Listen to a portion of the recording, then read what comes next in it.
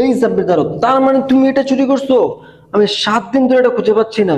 হুজুর আমি থামো তুমি, তোমাকে আমি ভালো মনে করছিলাম, এখন থেকে তুমি চুরিও করো। তুমি 40 দিন আমার সামনে আসবে না। হুজুর এটা তো আমি রাখতে এসেছি। বুঝছি তো, চুরি করে নিশ্চয় এখন রাখতে আসছো। আমার সামনে 40 দিন পরে আসবা, যাও।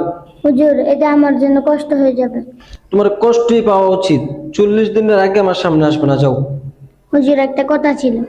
40 দিন আগে তোমার সাথে কোনো কথা নাই, যাও। আসসালামু আলাইকুম। ওয়ালাইকুম সালাম। হুজুর আমি 3 দিন ধরে কোনো খাবার খাই না, আজকেও খাবারগুলো নষ্ট হবে। আমার একটা কথা শুনে প্লিজ।